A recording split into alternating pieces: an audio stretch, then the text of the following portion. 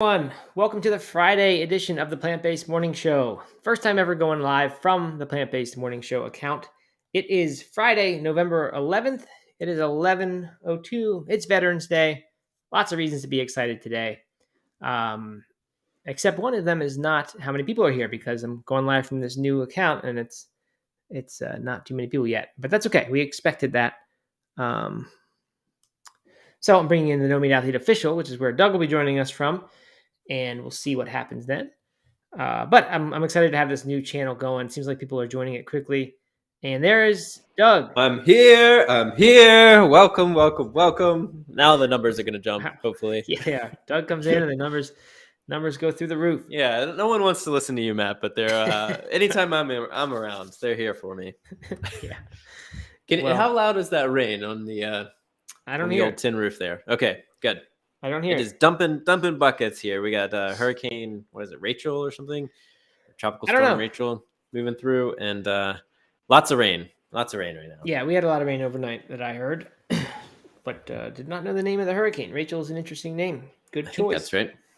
I did last night. Because I skipped yesterday morning's run, so last night I went out with a friend and did the trail loop that we do. But it was so raining so hard and so windy, and the fog was intense enough to where you could really barely see where you were going. I mean, you couldn't see up the trail at all. It was just kind of like whatever was right in front of you. And it was like running in a bad dream where you're kind of, you don't have any visibility and you're kind of like running, like, where am I? Right. It's like a video game. Yeah. Wow. Yeah, it was exactly like that. But it was fun. Wow. Also, adrenaline pumping. Yeah, those kind of runs are that way. Someone has corrected us. Dubai. I don't know what the name is, but they have said it's Nicole. Hurricane Nicole. Nicole, not Rachel. Yes, that's. These names don't sound menacing enough. I like when they're like Igor, Ivan, or I don't know, names that sound like they could come do some damage. Some sort of villain, yeah. Not some sort of Russian name. Not like your best friend from growing up. Right. Or like a Friends character. Yeah, like a friend, maybe that.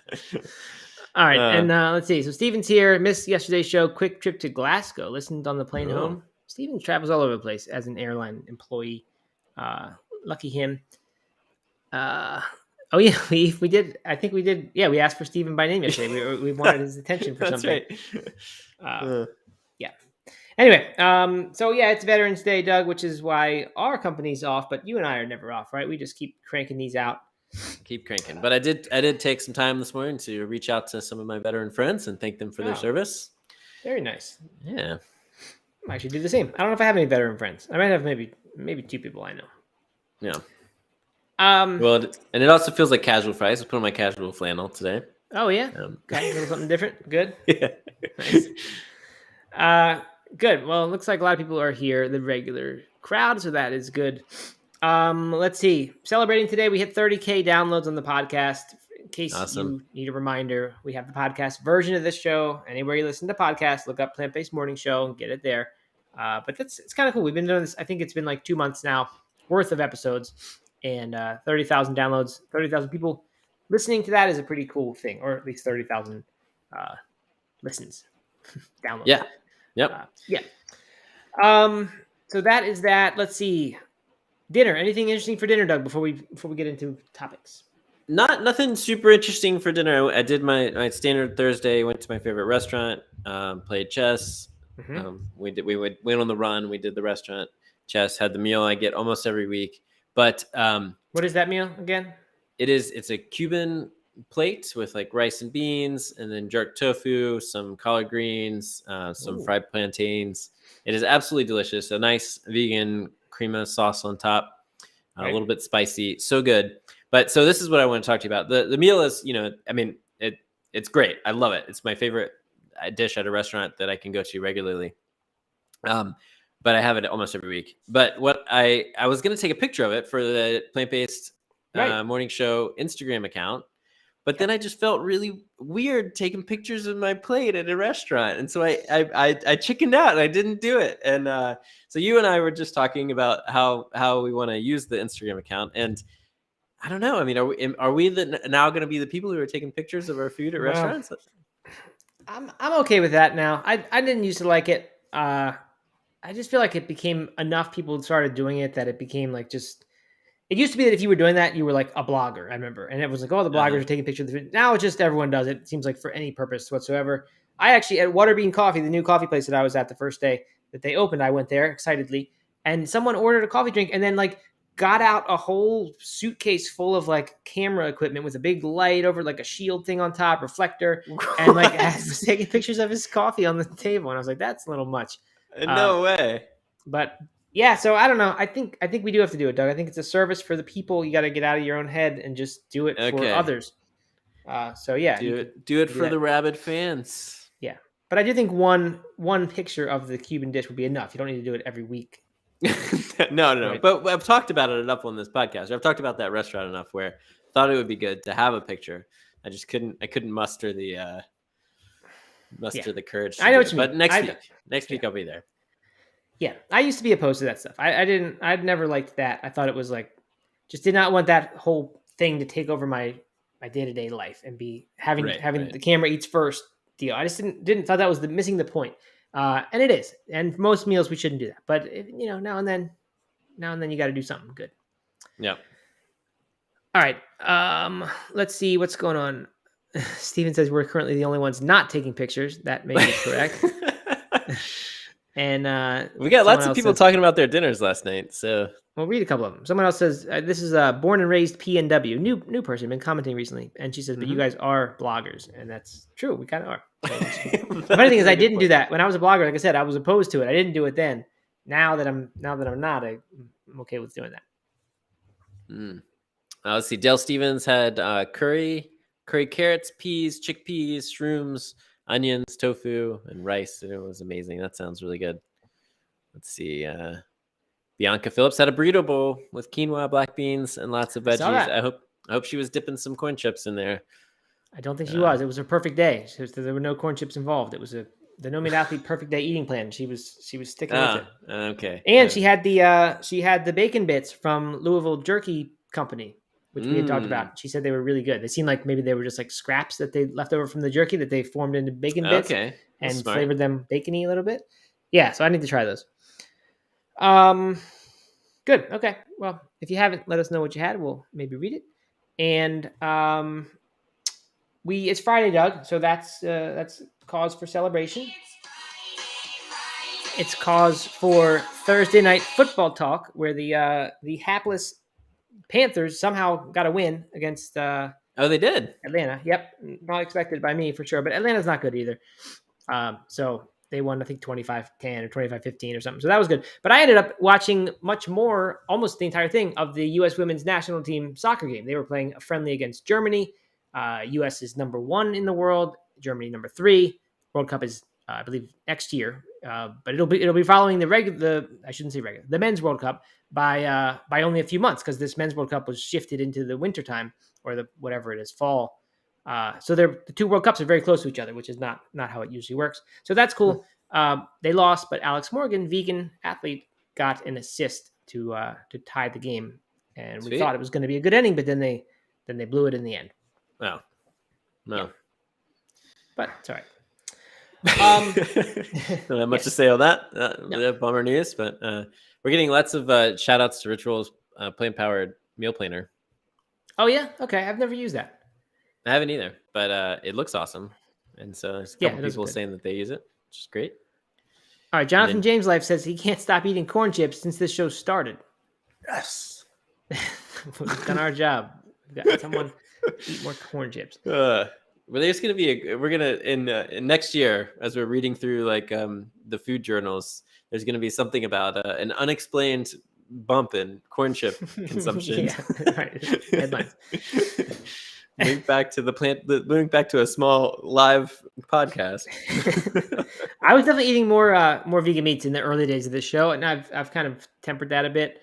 But the biggest impact on my diet actually has been the no alcohol beer, the alcohol-free beers. I've been doing that on weeknights, and that is impactful. Like I said, it has made my sleeps better, and so I'm grateful to the show for that. Cool. Yes. All right. So many things to get to nowadays. Before we start the shows, someone named Warren reached out to me, Doug, with an astounding achievement. He he found No Meat Athlete Radio, or maybe No Meat Athlete in general, 3 or 4 months ago. Since then, he's listened to every single No Meat Athlete Radio episode and every single Plant-Based Morning Show episode. Really? Yeah. Oh my gosh, that's amazing. I know, it's incredible. We need to get him on the payroll to like find when Doug says I love corn chips or I love hummus or whatever I missed. Oh man. It's in crazy. 3 months. That's great. Yeah. That's like, yeah. How many hours do you think that is? 600 hours of. I don't know. I actually estimate. I was thinking 400 or 500 hours was my guess today. Yeah. Yeah. And he had gone through Rich Roll's entire podcast over the past 18 months. Wow. So those long episodes. Now that's a lot of hours right there. Oh yeah, for sure. Because they're like 3 times the length of ours, and there are twice as many. So yeah, that's a lot. However, interestingly, he lives near, I think it's called Forest Green. I'm probably messing that up. The name of the vegan soccer team that Steven mentioned the other day. Warren lives nearby there, and he's going to give me a bunch of inside info, some dirt on the vegan soccer team. All right. Probably not dirt, but something we'll see. We can probably share something cool. So that's happening. Thank you, Warren. We need more people like you. Bianca says she's also listened to every show, but it's taken her a couple of years. So. And Mr. Jeffrey too. I did the same thing. Started listening in April. That's incredible. I had no idea people did that. Oh, wow. This is awesome. I know. It makes me feel bad. I wish that stuff was better. I wish we had like better content on there for everyone. Better doing content, that. Better sound quality. We should. Yeah. I don't know. And probably a lot of flip flopping of ideas in the course of like if you listen to that press period. You're gonna start some habit that you're really excited about, and then like a couple days later, 3 hours later, you're still bashing that habit. Oh, that's funny. Yeah. All right. So I've got all right, into the show, Doug. No more intro. This is not vegan related yet, but it's into the news stories. The first Netflix Christmas movie has been released of the season, which is cause for celebration for me. Not technically am I allowed to watch Christmas movies yet. Our house has a rule that you don't do it before Thanksgiving. It's not my rule, but out of respect for others, I follow it. I may watch this one in the privacy of my own bedroom or something, or maybe when I'm away this weekend. And then be able to report back for the show. So for work purposes, I might hit that movie. Anyway, it's Falling for Christmas, starring Lindsay Lohan. And apparently, I read only one review of it, but it sounds like this is the best work Lohan has done in years. And so I'm pretty excited. She says, what does that say about the Lohan? I don't know. I don't know what movies she's done except for Mean Girls. I literally can't name one. Here's the synopsis. What about the twin? Is Lindsay Lohan? Her big thing was the Parent Trap, right? Parent Trap, yeah. I think Mean Girls was bigger than Parent Trap, though. Oh, definitely. But that was what catapulted her into stardom as a young was kid. It? Yeah. Mm-hmm. Okay. Well, anyway, the synopsis of this one is a young, newly engaged heiress has a skiing accident in the days before Christmas. After she's diagnosed with amnesia, she finds herself in the care of the handsome cabin owner and his daughter. So this checks the boxes for me. Memory loss is a classic good one for Christmas movies. It's the best way to turn someone whose head is in the wrong place. They're focused on business. As an heiress, she probably had her head in the clouds, probably all self-centered. But then you get amnesia, your whole world is erased, turned upside down, and then you discover not only the Christmas spirit, but what your own spirit. You rediscover kind of what life is about. So I'm thinking this is going to be a really good one. So I'm really excited to watch it. Sounds like an instant classic. Yeah. And the reason we're covering that is because I tend to watch a lot of Christmas movies. That's if you didn't listen to all the episodes of No Meat Athlete Radio, then you wouldn't know that. But yeah, I'm a big fan of them. So that one sounds great. All right. While you were talking, there was some more discussion going on about listening to all the episodes. And Jonathan James Life said that you only get full points if you listen to all the Trail Talk episodes as well, which is amazing. And then Mr. Jeffrey says that he has. So this is incredible. I love it. Me too. And what's really cool, I think probably Trail Talk is off now. There was a few weeks after I took it all down. There was a few weeks when it was staying up because I had paid through the month. So now Trail Talk is a relic. So if you listen to that, there will be no more people who can listen to all of it. Unless somebody Bianca says she has bootlegged to. This is great. Yeah, that is amazing. Actually, I had no idea that many people had done that. I actually would have bet that no one had done all of those things. So that's pretty amazing. We got 3 of them here with us today. This is great. And Steven says she knew the price of everything, but the value of nothing. I think that's the that must be the reference to the movie, which I don't know if he got that quote from somewhere, because that's a good one. If he just made it up. Okay, so on to actual food stuff, Doug. This one, Food Ingredients First, site that we use now and then. Their headline is "Ultra Processed Foods Are as Addictive as Tobacco," warns study. And the gist here is, apparently there's no biomarker in the body or brain that could signal addiction, which I hadn't thought about that. But I mean, I know they can look at the brain, they can see changes and things, but apparently it can't easily be said, yes, this is addictive, or no, this isn't. You have to do more involved kind of thinking. And even then, I guess it's sort of there's probably a definition of what an addiction is. And then you need to look for criteria that would sort of match that definition. But I'm sure even that definition is subject to different, I mean, the word is probably subject to different definitions depending. Yeah. So there's no like surefire way to say this is addictive or this isn't. They looked at a bunch of stuff. They look if it has these characteristics: trigger compulsive use, where people are unable to quit or cut down. They change the way we feel and cause changes in the brain that are a similar magnitude as nicotine. I guess now we're talking about the food specifically. They're highly reinforcing. They trigger intense urges and cravings. So highly processed food or ultra processed food checks all those boxes. We've been talking about ultra processed food a few times recently in the plant meats context, and it's often used as a criticism of these plant meats that they are ultra processed. So I kind of thought that term was a new one that was specific, not because there's always been processed food in the past decade, but I feel like ultra processed is one I'm just recently hearing. But they're acting like ultra processed food in this case is just French fries and potato chips and foods that have basically a lot of fat and carbohydrates, refined carbohydrates, and they don't mention salt and sugar, but certainly those are often there. So this just sounds like kind of junk food. Processed junk food is what they're talking about.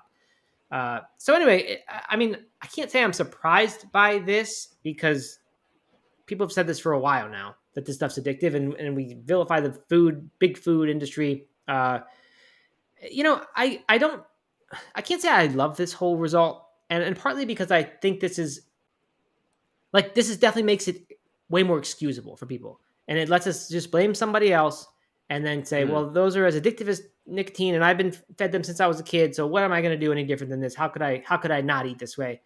And I don't know if that's the best attitude we should have. It definitely isn't the best attitude we should have, in my opinion. But I was just thinking about it. I was like and I'm not calling myself out here and saying, look at me, look how good I am, because I think there are a whole lot of people like me who grew up in the 80s/90s, and like no one knew any better. Our parents certainly didn't. And we just ate this stuff all the time. And then, I don't know, I get to college and I start thinking a little bit about fitness. I read a book, and then I just start eating healthy. And certainly over time have gotten better, and probably had plenty of some of these processed foods still in my diet while I thought I was eating healthily. But, over time, gradually just stopped. It didn't take some massive like rehab effort to make me stop eating these things. And I just feel like if I was raised with cigarettes in my mouth since I was 3, I probably would still be smoking cigarettes, or have had to do something really, really intensive to stop. And so I just wonder if this is, I don't know, does this seem right to you that this stuff is truly as addictive as tobacco? That's a good question. And I don't know the answer. And it might also be person to person, right? There might be some sort of triggers that are, sure. That certain people have that other people don't. And so maybe, all of this highly processed food is somewhat more addictive to certain people than to others. So I don't know. Undoubtedly, that's true. Yeah. So I don't know. Like, where I'm going to flip what you said, though, is that if we are labeling food as an addiction, certain types of food as an addiction, then we can kind of take steps to mitigate that. And maybe there's certain warning labels, like we talked about before, labeling food packaging. Maybe there is certain types of programs or something like that for someone who, I mean, obviously there's all kinds of weight loss programs already and different types of food meal plans and that kind of thing. But, if we treat it more as like an addiction than just, I'm going to open the cupboard and pick out something healthy versus something versus junk food, then it might be more successful for certain people and kind of give people a path to wean off of certain junk food in a more scientific or more formulaic way, if that makes any sense.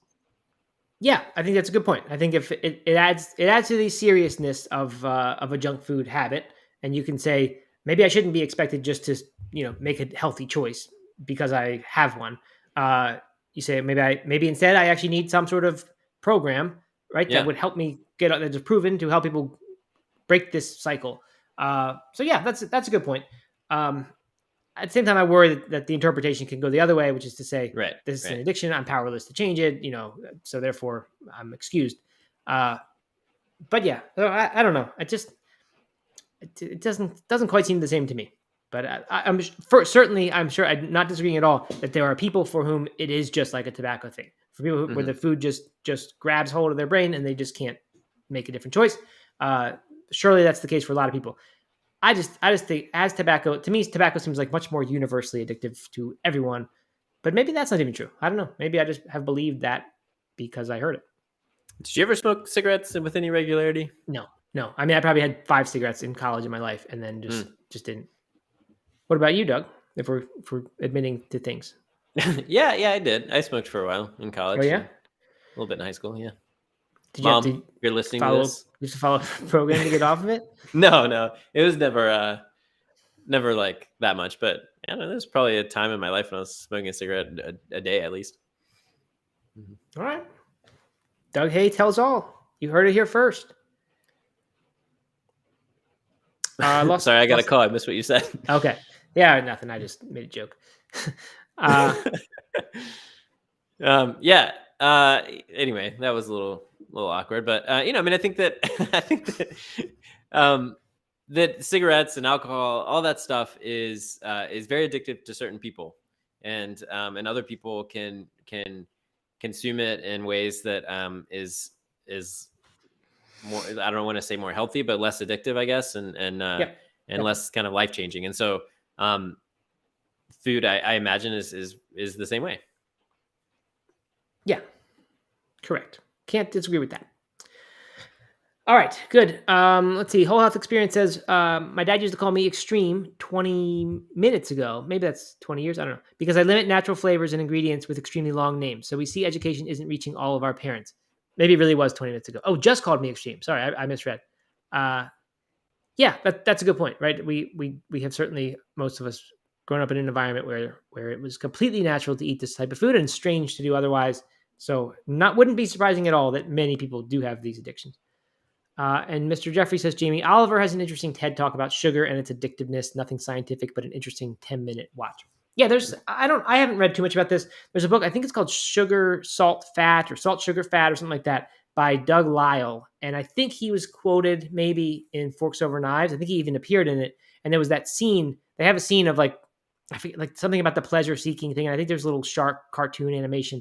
But whatever it was, it stuck with me at the time of just how powerfully these things that they're doing with this food, like nothing is meant to appear in nature with these concentrations. We are meant to be really attracted to fat and fruit. I mean, the sugar, because it was relatively scarce in nature. If you could get a hold of it, you would do well to eat as much of it as you could. And so now that there is no actual shortage of that stuff, and we can concentrate it even more, it's you can see how our brain would become addicted to it. So makes sense. All right, moving on. This one is a fun one. It's from Veg News. Hey, by the way, we should give a shout out to Veg News. I know sometimes we give them a hard time, but we get so many things from them, and they find a lot of stuff like this. I would have never thought to check out Time Magazine's best invention list to look for some vegan meat products, but according to Veg News, Time says these 3 vegan meat inventions are the best of 2022.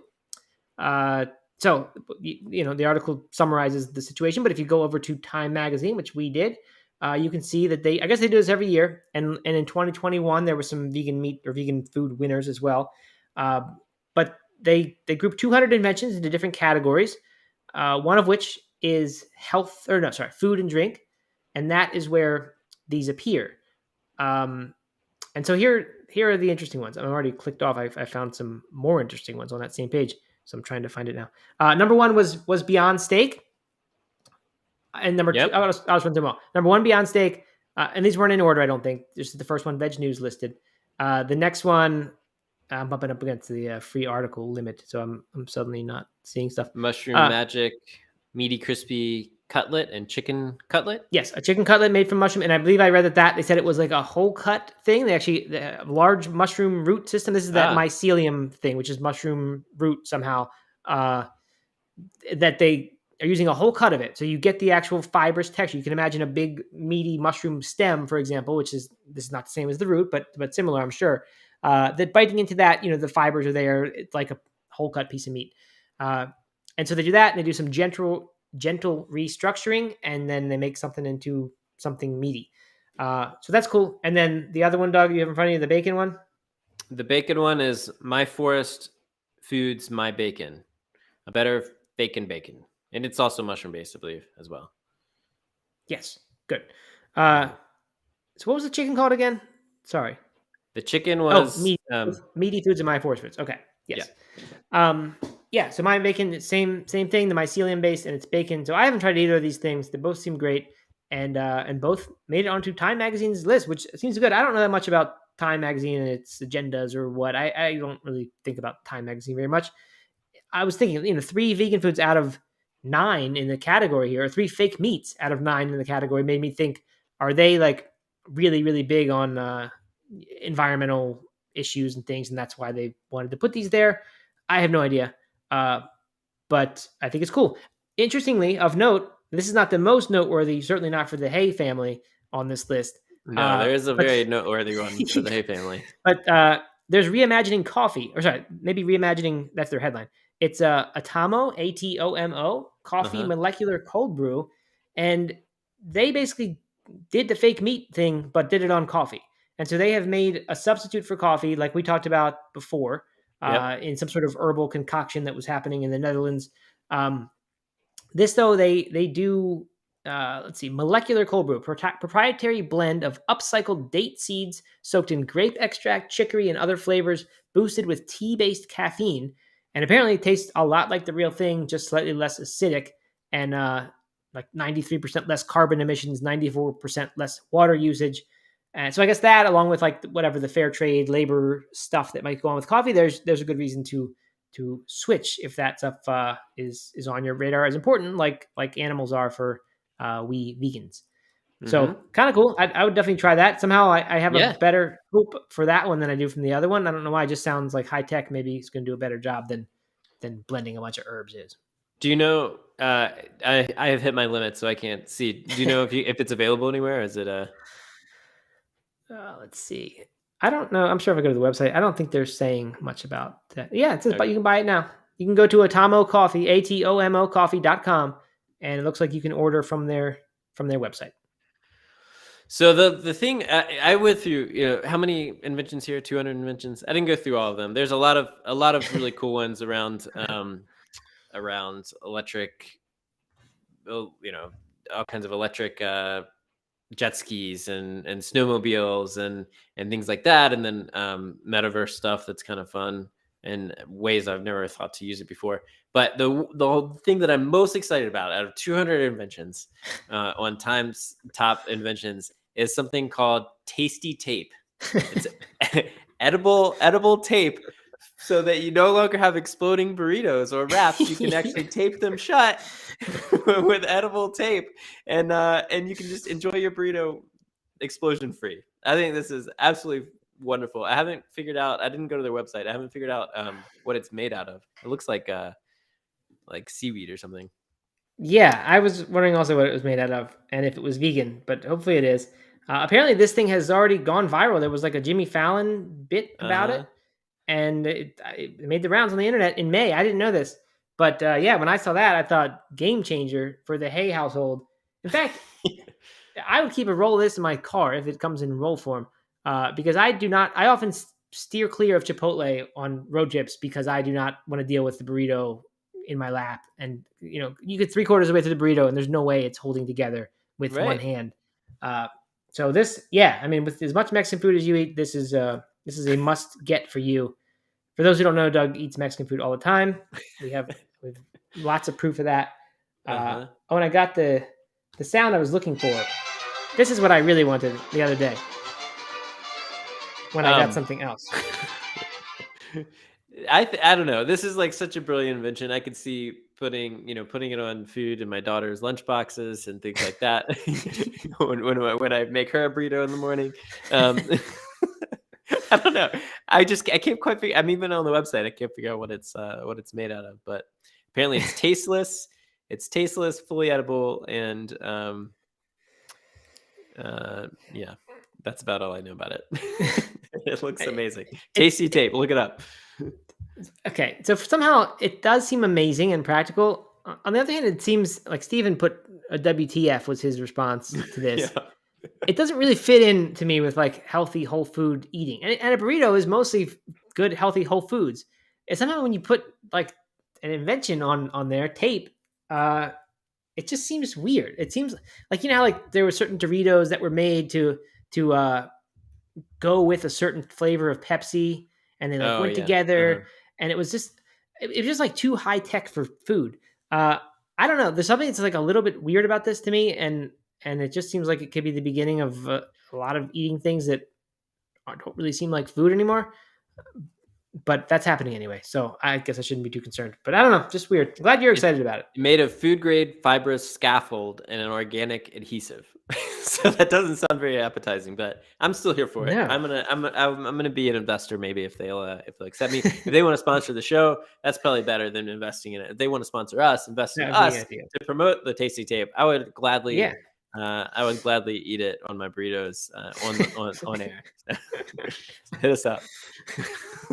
At Plant-Based Morning Show. There you go. Tasty Tape. Good. Okay. Well, I didn't look outside the food category. That one happened to be in the food category. I saw a machine that makes water. It says pulling water out of thin air. I didn't look quickly, but I'm guessing it converts air into water. I'm sure at tremendous expense, but who knows? And then another coffee thing, Flavorful Coffee to Go.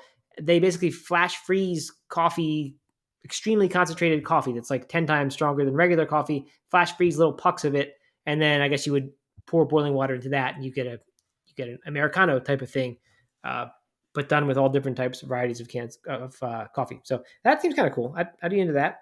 Mm-hmm. And then there's some cool accessibility things which are somewhat related to the metaverse, which I'm still fascinated by, even though it seems to be the downfall of Facebook. Yeah. Oh yeah. And so many other companies. But you remember when Wii bowling and tennis and stuff became really popular in like elder homes and stuff. Now you can do that, but with the metaverse. And I was just thinking about how amazing if you were old and couldn't travel anymore, or if you were just someone who needed to be home for whatever reason, to be able to kind of experience some of that stuff through the metaverse and kind of relive some of your past life experiences. I think that's really cool. I never really thought of it that way, but they're taking people on like virtual active adventures, which I appreciate. That is very cool. That is cool. I saw. I have two metaverse things I saw yesterday. One was during Thursday Night Football. There was an ad for some sort of football game where you were like playing football in virtual reality, and you're the quarterback, and you're people running at you from all angles, and you got to turn around and see them. That seemed really interesting. You can imagine your heart pumping. It just seems like it was like so much more than playing Madden on Xbox, where you see this overhead view. It's so different, and I think I don't know. It's kind of cool. Like, not that that's gonna change any lives. I mean, not that certain game, but I don't know. It seems pretty cool that you could simulate an experience, and obviously it's not gonna be the same as truly being there. But I don't know. It's cool that you can kind of jump in and just do things that otherwise you couldn't. And then I saw something yesterday in Morning Brew. One of the founders of Oculus, one of the co-founders, no longer there, I think, has invented a VR headset that kills the person wearing it when they die in the game, in the metaverse that they are playing. It has somehow these 3 charges in the forehead of it, and it kills the actual person. Yeah, like the person dies, like the real human. Right. So you're making the metaverse get so real that you can die in it. Oh my God. No, that can't be real. That's not real. Well, he said for now it was just office art or something like that, like a conceptual thing. I don't know if it's been made. He said there's way too many issues with like it accidentally going at the wrong time. Well, yeah. I mean, duh. And and you can't like build I mean, that's ridiculous. That is so ridiculous. Well, it's a little ridiculous, but people have been playing Russian roulette for a long time, right? Where you spin the bullet in the revolver and you win something, No one and you actually plays get that. yes, they do, and you get bravery points. Obviously, and you get if you do that kind of crazy stuff and you survive it, people think you're cool. So you can bet people are going to be doing that with the metaverse stuff too, and playing high stakes games where if you die, you die. Anyway. I am not into that. No, I mean, no one's into that. I mean, obviously not into the dying thing, but not even into the existing. That sounds like a horror movie that like you get forced. It's like Hunger Game type thing where people get forced into playing a game in the metaverse and then you end up dying. I mean, that has to be the plot of a movie out there somewhere. I mean, right.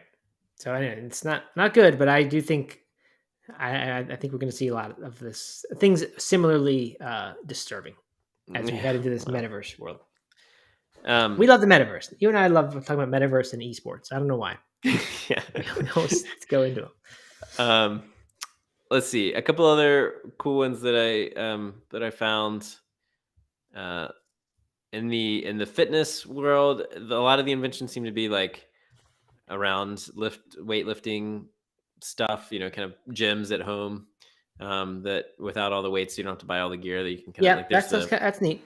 The double fold treadmill, and then this trainer that you don't need I don't know, just like all the different kind of tech in the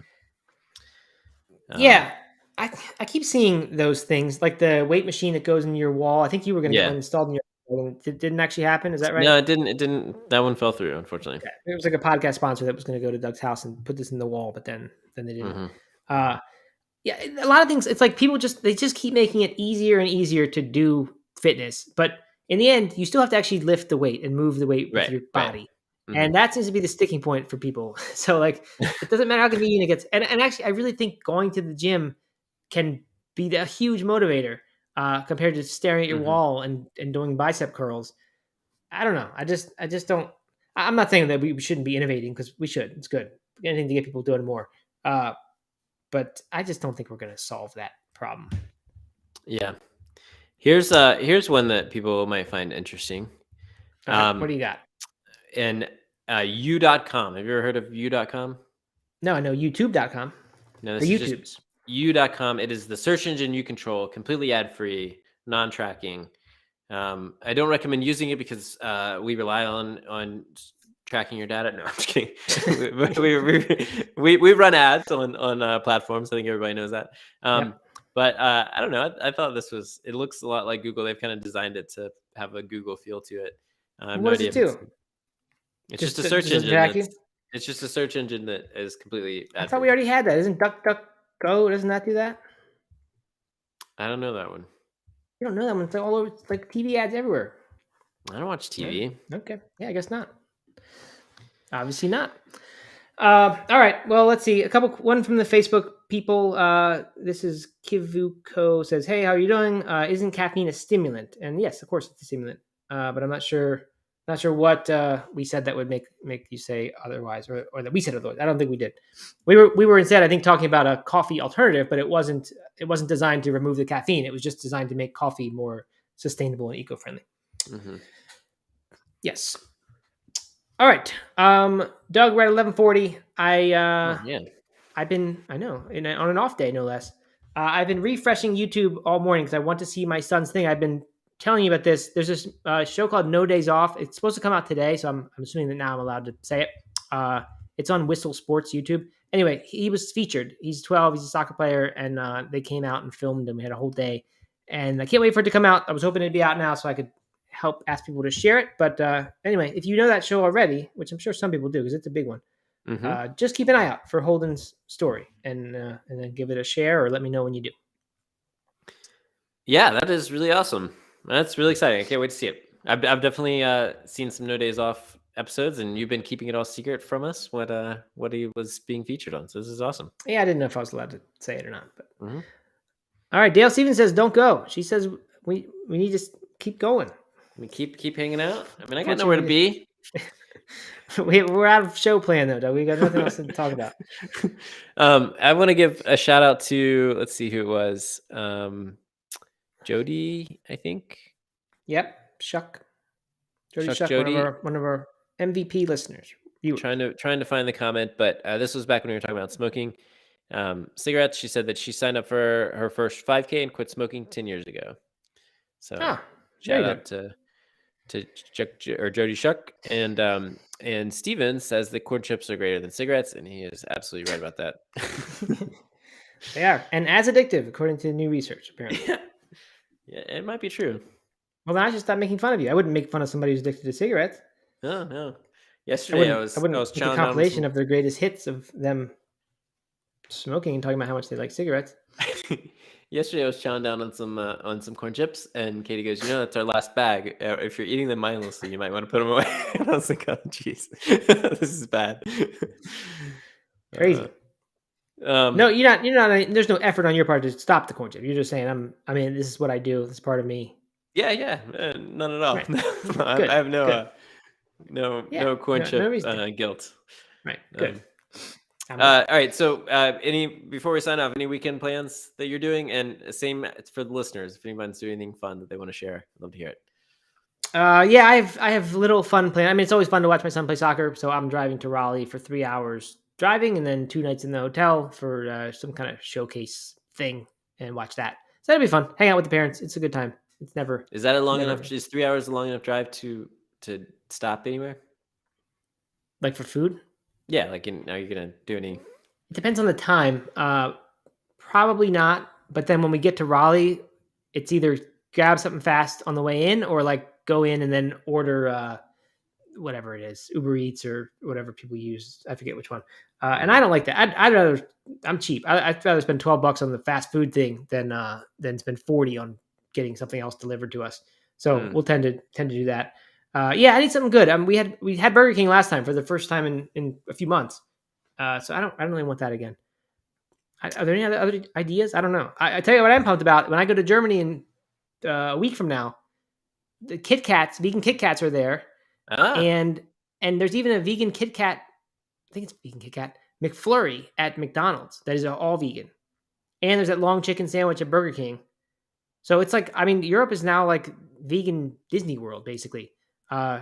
Which is such a weird thing because I thought forever that we over here in the U.S. were ahead of all that, right? But no, we have fallen far behind, I believe. So I'm pretty pumped to do that. Awesome, that'll be fun. You're so leaving in a week. You? We got a lot to talk about. I leave in 8 days. I know we need to figure out what we are doing with this show. If anyone wants to co-host, incidentally, just let us know and maybe you can come up. Honestly, the people here who've been at all these shows or listened to all episodes would do a better job than almost anybody, probably, because they would understand the what we're doing, the vibe. So, I wouldn't be opposed to go on one of those. Let us know. Yeah, I don't have to be here. It's Doug doing it.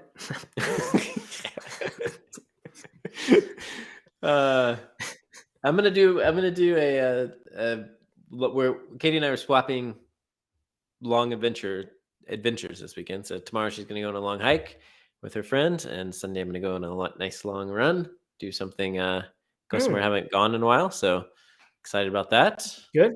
No bike riding, I hope, right? No, probably not. Not with all this rain. Good. Smart. Yeah. Stay off of that bike, especially in the rain. Yeah. All right, good. What night, Doug, is Katie's night to go out? You always talk about Thursday as your night. What's her? She goes out Wednesdays. Okay.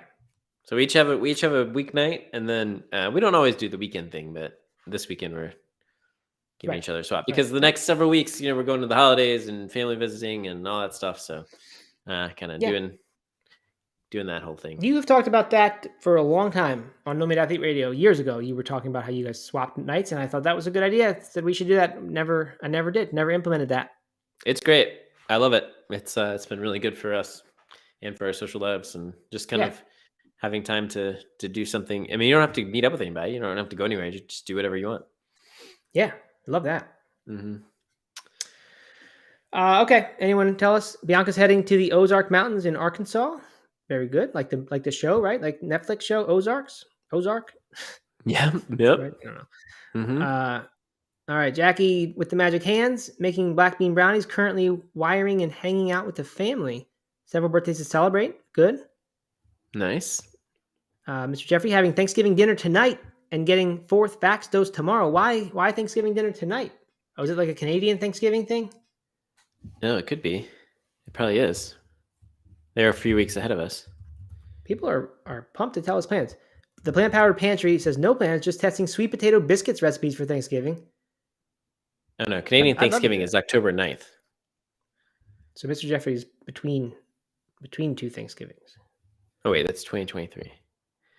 I don't know. Yeah, between Thanksgivings. So, a very late Canadian Thanksgiving, he says. Okay.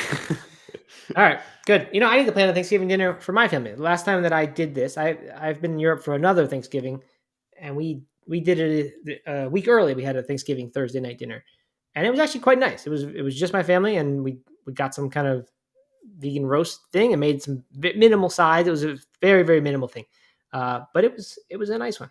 So I'm gonna have to do that again. Maybe I'll do it on Thursday. What's this winning biscuit recipe? Well, someone, I think Plant Powered Pantry is testing sweet potato biscuits recipes for Thanksgiving. Oh, excellent. Yeah, you'll have to let us know how that goes. All right, everybody. Maybe we should wrap here. Yeah, I would say so. It's time. Thanks for joining us on your Veterans Day. And yeah, thanks for joining us as always. Don't forget, follow my Instagram account right now, which is the one that I'm on, which is it's called Plant-Based Morning Show. That's growing a lot. I think there's about 180 people on there now. So we'll try to transition to using that one all the time, and then No Meat Athlete probably most of the other times. Whoops. But yeah, thanks. I mean, come to that, please. I'm Real Matt Frazier on Instagram. Doug is Doug Hay, and yeah, no signs of us slowing down. This is good. People are into it and evolving, but definitely not going away. Yep. All right. All right, everyone. Enjoy your weekend. Yep. See ya. Okay. Bye.